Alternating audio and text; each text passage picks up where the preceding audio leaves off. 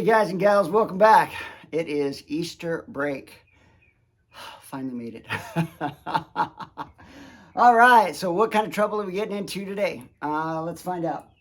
So, not working on Rusty behind us here. What we are working on is, this is Grandpa D's C10 truck rear end. I'm going to be taking this in and having an Eaton True Track put into the back. But before I do that, I have the rear disc brake conversion by Master Power Brakes.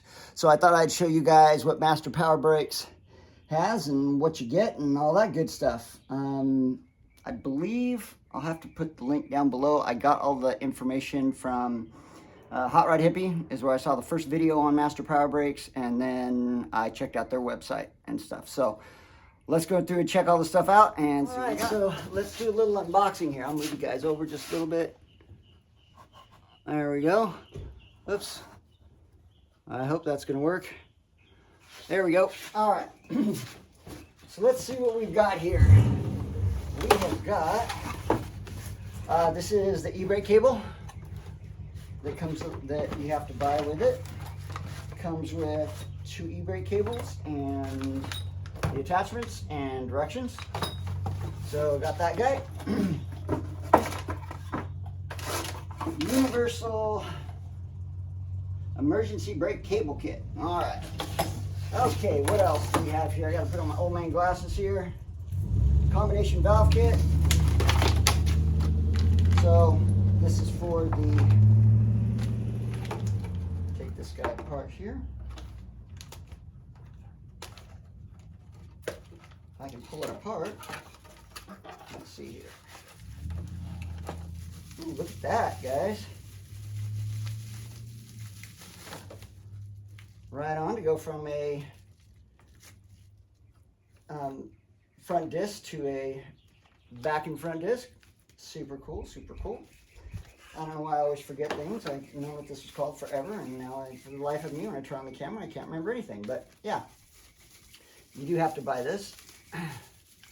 It's, oh gosh, what is that called? And here's all the fittings for it and everything. So you got to get that. Otherwise you can't, what is it called? I can't forget the name of it. No, I forgot the name of it. Also comes with a bracket. Oh, it's going to tell me right here.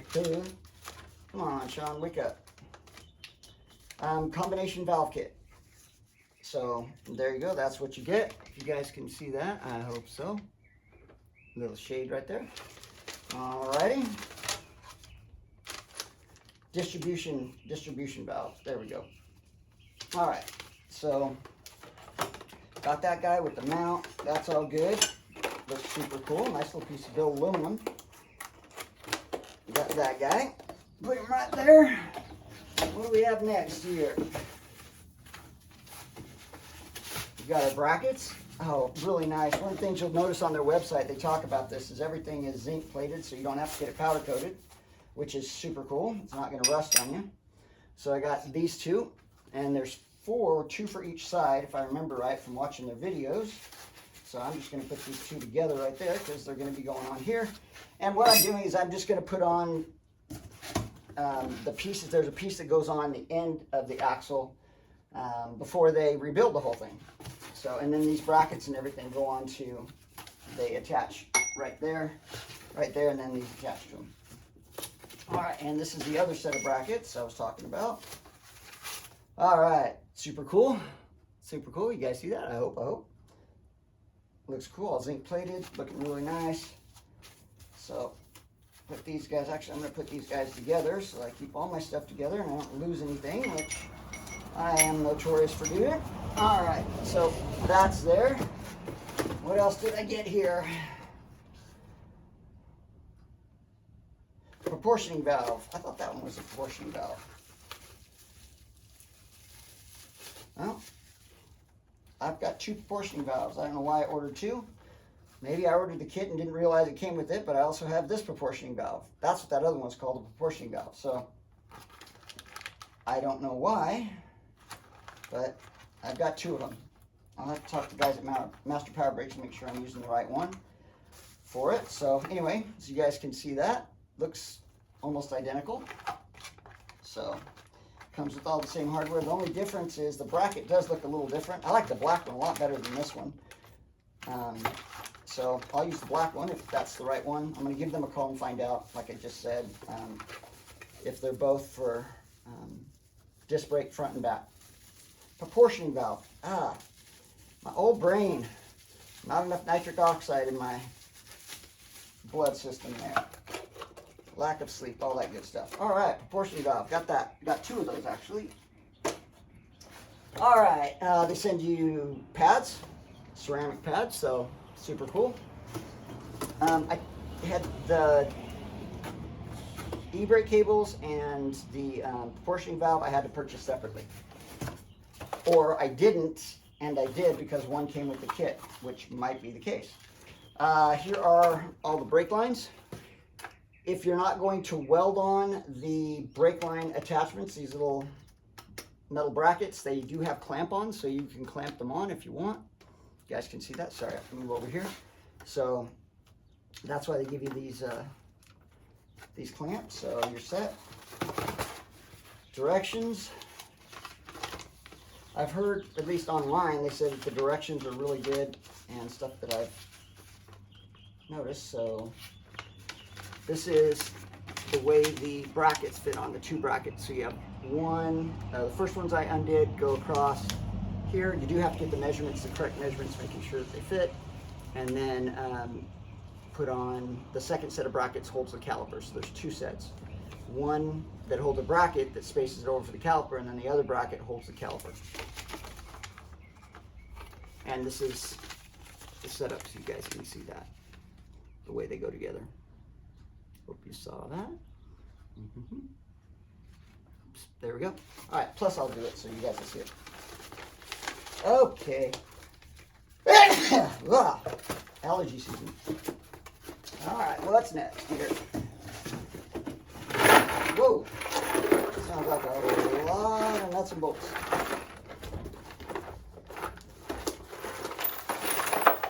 And that's right, it is a lot of nuts and bolts. So these are spacers. These spacers are right here. Oops, if I can pull one out, hold on. There we go. So these spacers right here go onto on the ends of the axles, and they mount, and that makes sure that the rotor fits on there perfectly. So it's a perfect fit with the rotor when those go on. So super cool. So that's these guys right here. Put that back in there.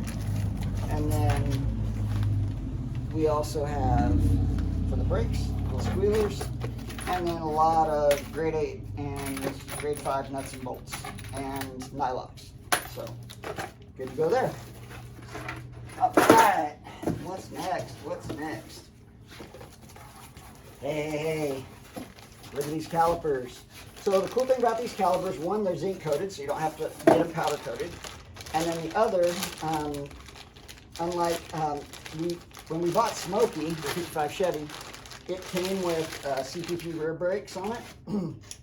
And they're the old, oh gosh, I'm trying to think of what, Cadillac brakes. And so the e-brake is really difficult to dial in, get it all set. I've watched a bunch of videos on it, so when it comes time to do it, I'll be ready. But yeah. So that's one of the things Master Power Brakes talks about, using their e-brake, and the way that their e-brake system is set up. It's very simple, straightforward. It just works like a normal e-brake.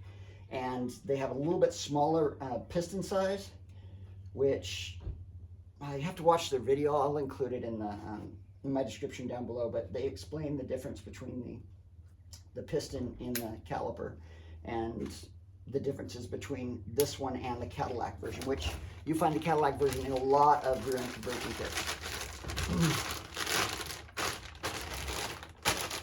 Which I'm not saying they're bad, because a lot of people have them, but I want to simplify my life a little bit, so that's what I'm going for. All right, so that one's there, and then my other one is right here, so there those guys are. We're good. And then we come into this other one here, and these should be our rotors. All right, here we go. And I just got the regular rotors. I don't plan on hitting the autocross course or anything like that with this truck. So I just got the regular rotors, and they are sized for different bolt patterns depending upon what you're going to be using. So this should work out just fine for what I need to use them for. I'll obviously clean them off with brake cleaner and all that good stuff. But yeah, I thought I already filled and slotted just because I like the way they look, but these are going to be fine. I think I did it for finance reasons. I got these guys. Plus, like I said, I'm not going to go out on an autocross course or anything with Grandpa D. He's going to be a drive around, enjoy some spirited driving, hopefully, even though he's a long bed.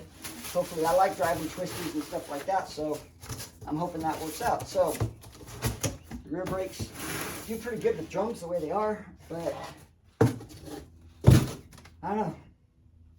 Got in my head, I just wanted to have disc brakes in the back, so thought I'd do it. So, there we go. Got that unboxed. So the next video sets you should see, I'm going to go ahead and put one together on my own so that I can make all the mistakes. I'll tell you guys about the mistakes. You don't have to see me go freaking out about it. And then I will put the other side on with you guys watching. What I did do, though, is for the axles, and I don't know when I take these in, these are 30 spline axles. I don't know if they're going to go with the 32 at the rear end shop. When I take it into them, I'll talk to them about it with the Eaton True Track. And if I have to upgrade, then everything I did was for naught. But if I don't, then I did get, whatchamacallit on this, 415. So painted these guys. Those, let me see here. Where are those little guys? Were they in here? Yeah. Oh, not in that one. Hold on just a sec, guys. Work with me now, work with me, I got it. Oh, I don't know. Thought they were in that box. Oh, over here. Okay, so these guys, I know I'm telling you about it. These guys right here go on the end like that, and I knew it. I'm gonna have to sand it down a little bit. Where I put the Pour 15 on isn't gonna allow that to go down.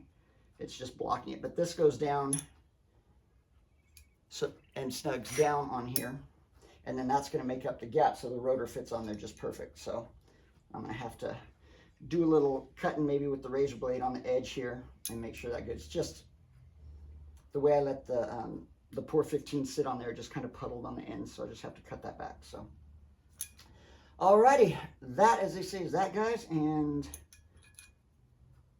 we'll be moving forward. Thanks, guys. On to the next one. All right, so here we go, all assembled. Thought I'd show you guys what it looks like here.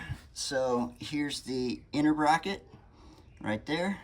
You've got spacers, and then you have the outer bracket, and then you have the caliper. To get the caliper on, you have to take these two bolts off right here, this one and this one. This top section comes off. You drop in the little squealer guys right here, and then sorry guys, it's always tutorial. I'm a teacher by trade, so should just talk about it. But anyway, and then you drop this guy over the top. There are two little springs on the brake pads. I'll show these to you here real quick, like that. So it pushes the brake pads down into place. And they send you those wonderful brake pads. Did that even focus? There we go. They send you wonderful brake pads. And this is the e-brake assembly right here. It is sitting, so this is the top.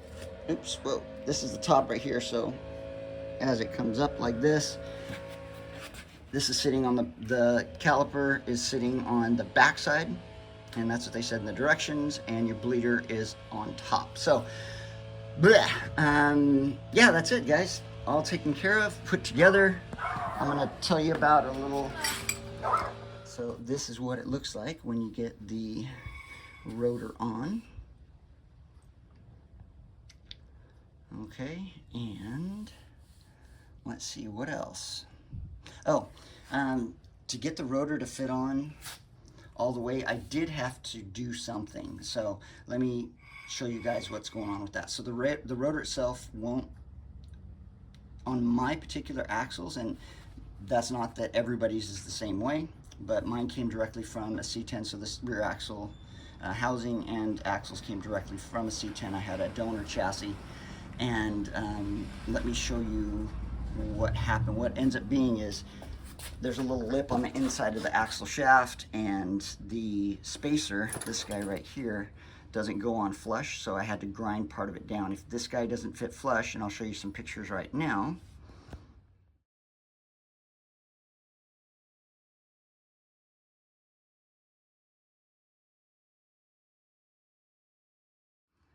So now that you've seen those pictures, you can see there's a gap in between the spacer and the flush mount where it needs to be.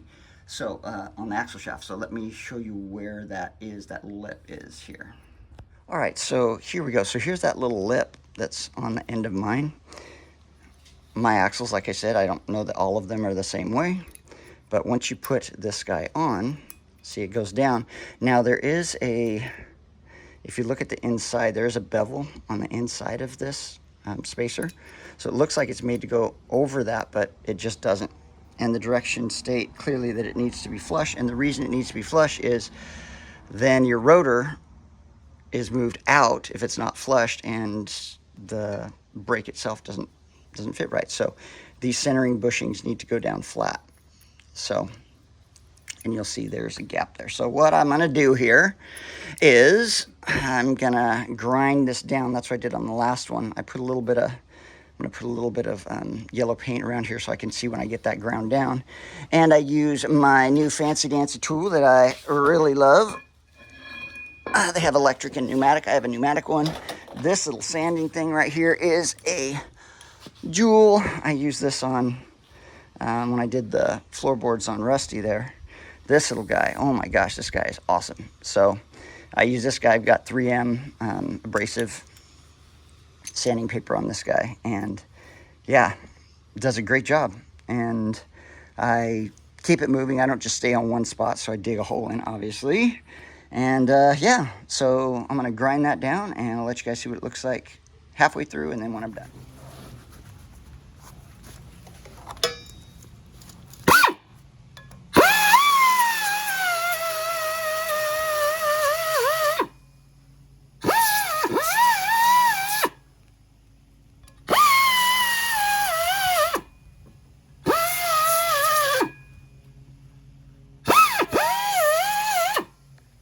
See what it does, guys, is it leaves a line right there where the ridge is still, and then I just go down. I keep all the pressure on the outside here, and then I get down to the line so that I'm not taking any of the surface. I try not to take hardly any of the surface area outside here, and just try to get that lip.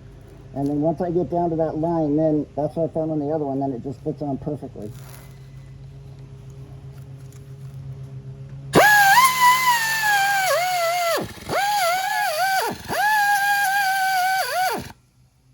It's starting to get low, so I'm going to actually flip this over and try to use the other side. Just push this in. It's got a little latch. It's got a little latch on it. Push it in. Love this tool.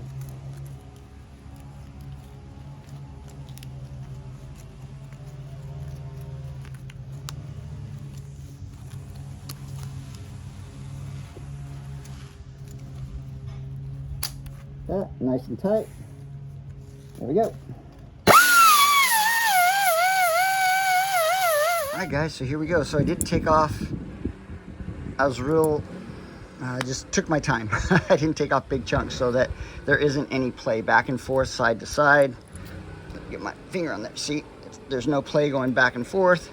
And I just went down to, like I said, that little lip right down in there and got rid of, once I got rid of that lip, then it was good to go. This guy slides right on. Clean this off real good around here so you guys can see that. There's a little bit, I had to take the pour 15 off. I had to cut that off because it welled up there. And there we go, guys. So it sits nice and flush there. And now when I put the rotor on, the rotor goes directly to the back. It fits perfectly snug against the backing plate. So, and not that this tape does a big job as far as saving the threads, but it does let me know if I'm getting close to the threads, so I didn't want to jack up the threads. So I'll run a lug nut down on top of these to make sure everything's good. But there we go, guys. All right, here we go. There's my torque wrench. And these use 9/16. So let's get this guy on here. Set at 40 foot-pounds.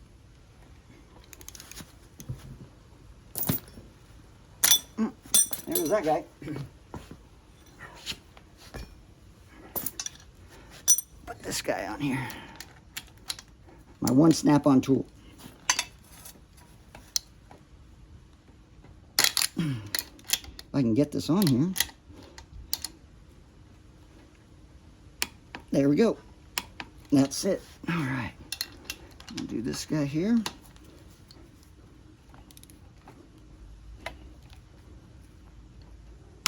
There we go. One more time, check. There we go. And now this bottom one.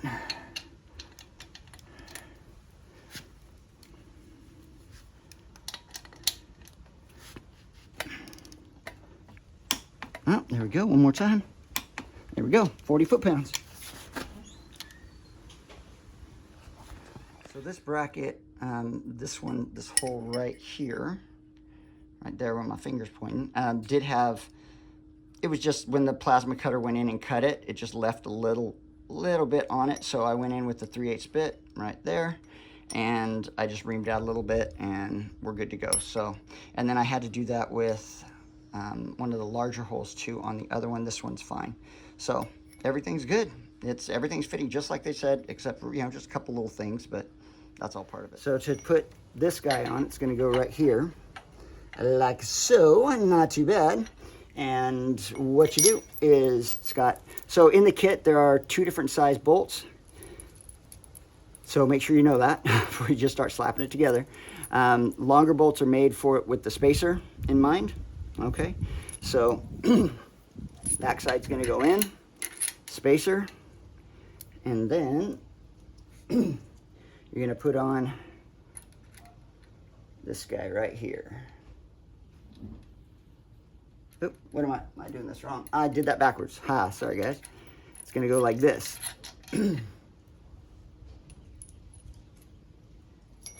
Goes on this side, like that. There we go. Much better. Okay, that guy goes there. This guy goes in here like that. This guy goes on there like that. This guy goes on here. And this is going to align your caliper back to the position it needs to be in. And here's the 4 bolts with the spacers. Bada bing, bada boom. And just get this guy in here. Not too bad for Shade Tree Mechanic. We're getting this dialed in here. Not too bad.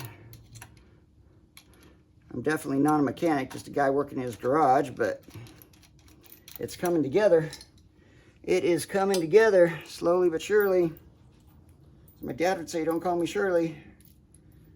It's finer than a frog's hair split 4 ways. All right. Here we go, get that guy right there. Guy goes on there. And this puppy right here, rot chair, goes rotch in there.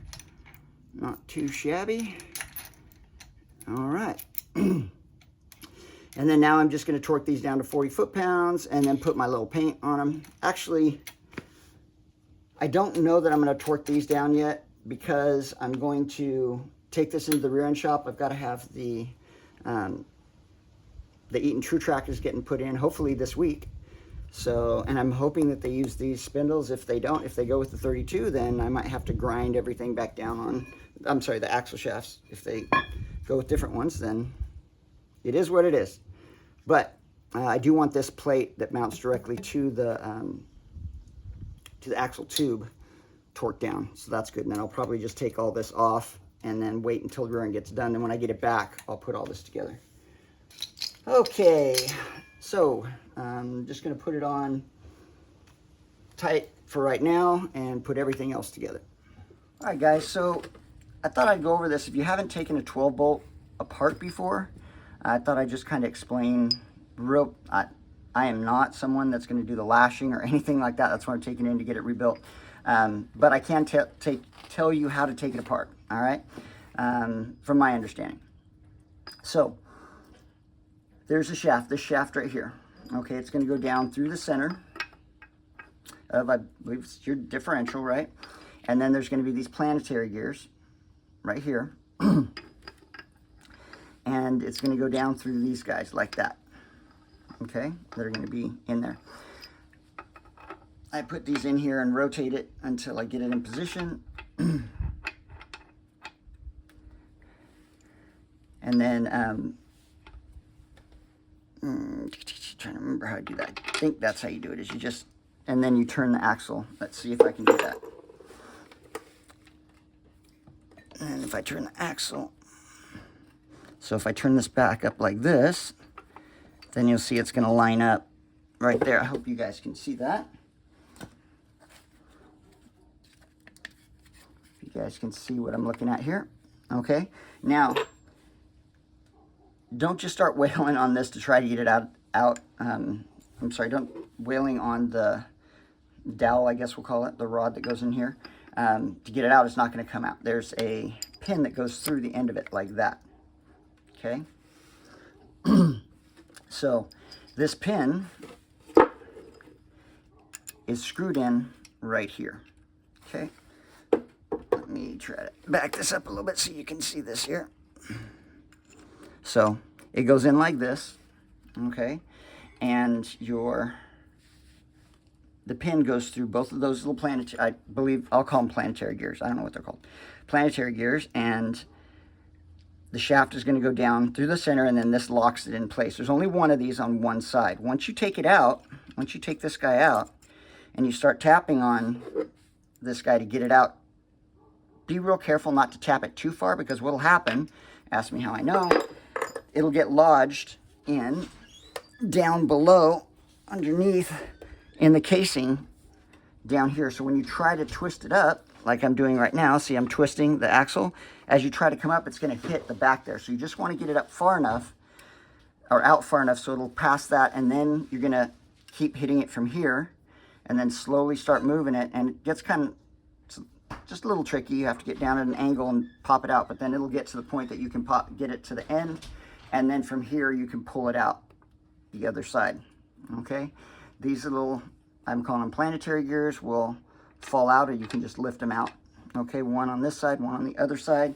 And then to get the axles out themselves, there's a C-clip like this. And this is the end of the axle you're looking at right here. Okay, this C-clip is going to drop down into place just like that on top of it. So I hope you guys can see that sitting right on top. Okay, and then when you put in the rod in the center, you'll notice it has flat sides, right? So it's going to go, well, that's actually so those gears can pass, but this is going to go in between right there, if you guys can see. So it goes right in between so that they aren't hitting, and it holds it in place so that the axles don't go back and forth, and those C-clips stop the axle from coming out of the end of the axle tube itself. So that's how that all works and comes together. So to get it out, all you do once you take this pin out, you're going to get to the end of the axle and just push it forward. You can either get in with your hands and pull it out, or I usually use a magnet and it just lifts it right out. Okay, cool. I hope that helped.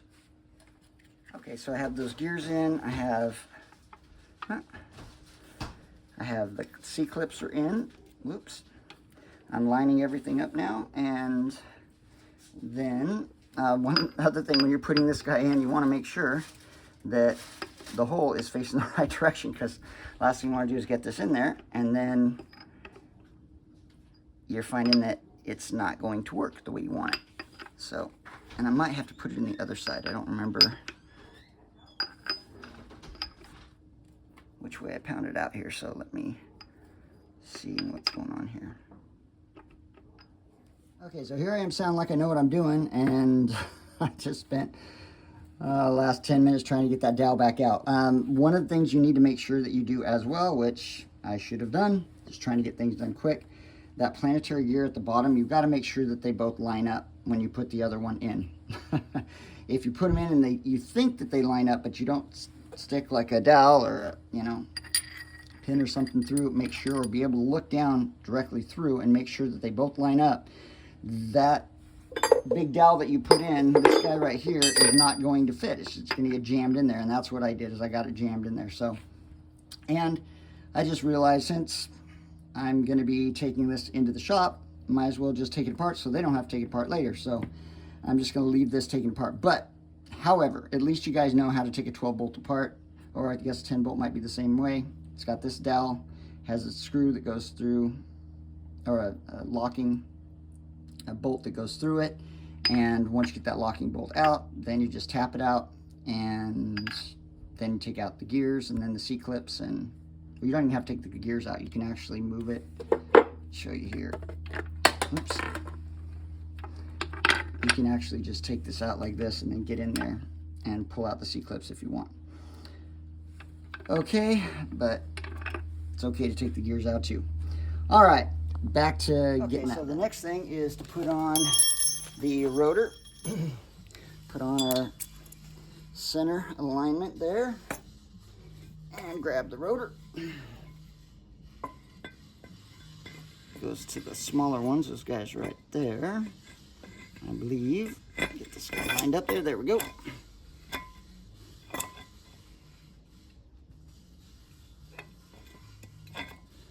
And then what I'm going to do is I'm going to put a couple lug bolts on. They recommend it just to snug it and hold it in place.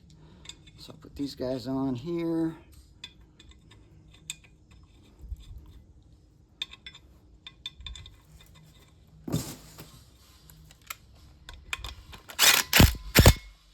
Make sure I'm centered there. I don't want to squish that down in the wrong place. There we go.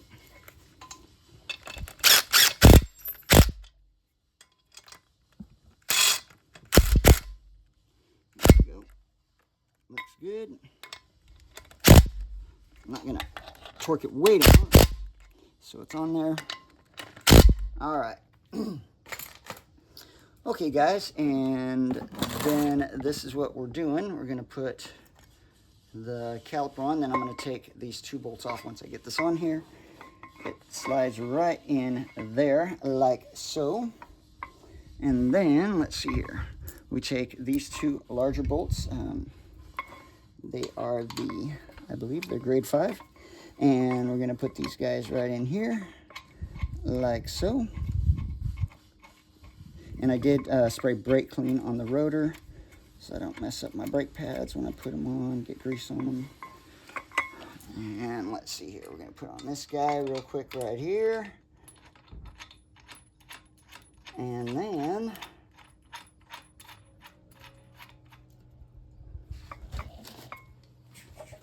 use a 3/4, just tighten it up.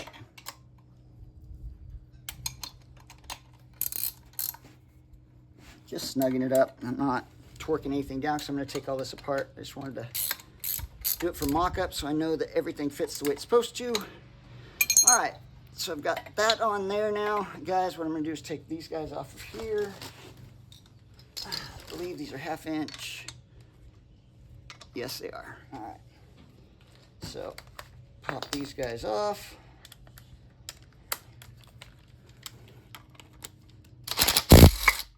There we go. That guy comes out. So I'm just going to try to loosen this guy, and then I'll get my wrench in there. There we go. And then this top section comes off. Did this last time. Let's see if I can get my... There we go. All right. So top piece comes off, and now you put in your little squealers. So this kit, guys, goes together just like they said it would. These guys go right down into here. And make sure that the rotor is, because I don't have the, because I just have the axle sitting in there right now. I don't have all the gears in. I've got a little bit of play. There we go. Everything should fit nice and dandy there. And then once I've got that on, then I'm going to drop my pads in.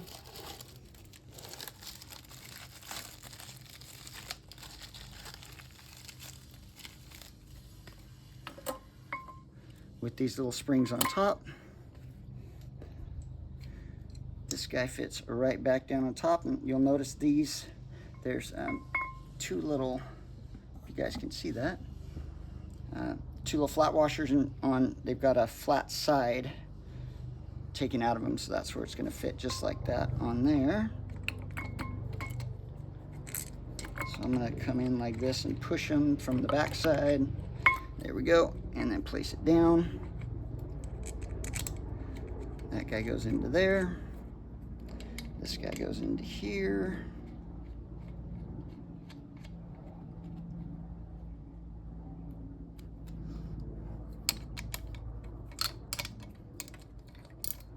Wrong one.